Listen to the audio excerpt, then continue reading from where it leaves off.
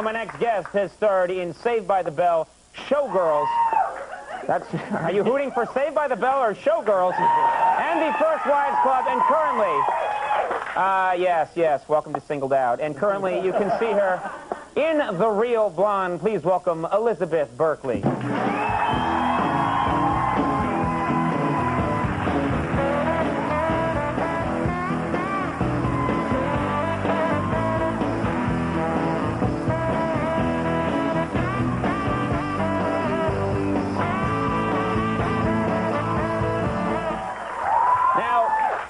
First of all, am I correct here, Tom?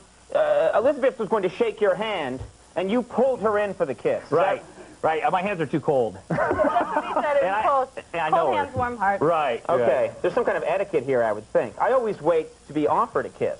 That's how I prefer to do it. Right. Well, no, I think that's appropriate. And if they... Sorry. I just think, that's all. And if they don't offer to kiss me, we have a hydraulic device. Pushes them into me. Let's start by talking about where I first saw you. Of course, Saved by the Bell. Now, when I was living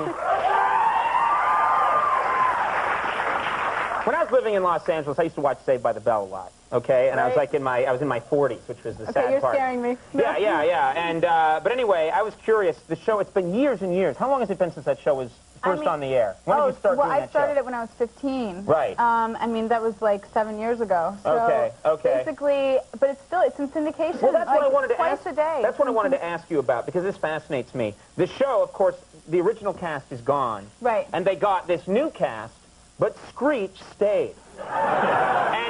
And Screech remained. Screech and Mr. Belding, the principal, you have to see the show. And Screech and Mr. Belding... Conan knows every episode. Not every episode. Show 852 was a little subpar. Jesse took caffeine pills.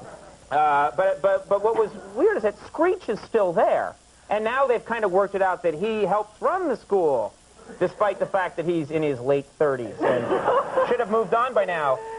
Do you have any contact with Screech? Do you think Screech should still be there? Has Screech ever called you and tried to get you to come back and do a cameo on the show? No, I have not talked to Screech for a while. But, you know, if you don't even know his real name anymore, do you? No. You don't, do you? It's Dustin Diamond, and he's a very nice guy. His Amex card just says Screech on it, doesn't it? Exactly. But when you watch the show now, do you think, oh my God, he's still there? Well, no. When I watch the show, I haven't seen it now, but when I see the reruns, it's amazing to see how everyone has grown up so much. You know, I mean, first of all, I went through about 10 different hair colors myself during the show, and everyone developed and grew, and it's pretty amazing to have that on film forever. Your adolescence, you know. I would think so. I wouldn't want my adolescence on film. No, I mean, it's hard enough, isn't it, everybody? Yeah. Well, it wasn't hard for you. You're an attractive young woman. There are a lot of us who went through a much more painful adolescence than you could ever know about. Well, no, you're going through all your insecurities and growing and changing, you know. That stops? When does... No, that's true. When does that stop in your book? We all have them. We all have them. I understand. Well, we'll move on from the whole Screech discussion. I see that I'm the only one who's fascinated by that. I'll get you a full set of Saved by the Bell dolls.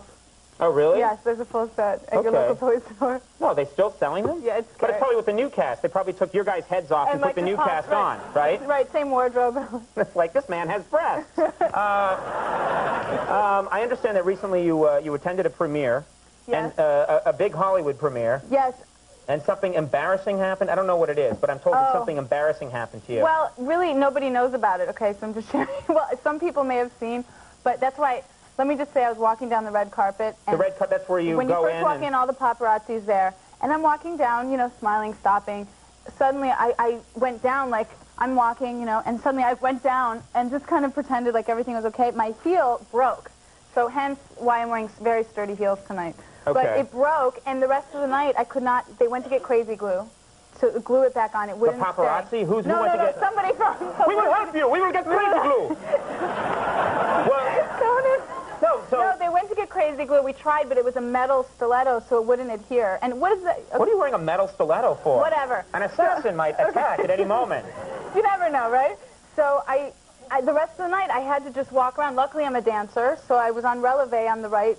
You know, I was just like this the whole night. And I'd just walk around and try to be graceful. So wait, so anyway. You were walking around the rest of the night barefoot? No, with the shoe on, just the heel off, and the left heel on.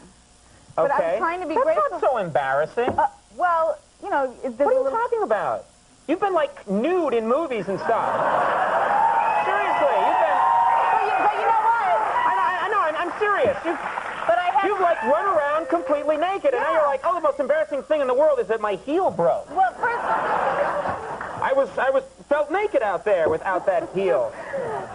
Well, that was a role. This was in life. What can I tell you? Okay, but you made it through and everything, and no one could... I'm okay. The next day, though, like, I had to have serious massage therapy because my calf muscle was just, like, forget about it. Who? Forget about it. That's the saddest story I've ever heard. I know. I want my some heel sympathy broke here. at the big premiere, and then I needed expensive massage therapy the next day. I didn't ask for sympathy. You know, it was just a silly little, you know, embarrassing No, I thing. got you. Now, you got this movie, The Real Blonde, out. Yes. It's coming out, and you're happy about this? I really am. It's a comedy, so it's really great. Tom DiCillo's the director. Matthew Modine, Steve Buscemi, Daryl Hannah. It's a great cast. I love Steve Buscemi. He's one of the funniest actors in the world. He's so funny.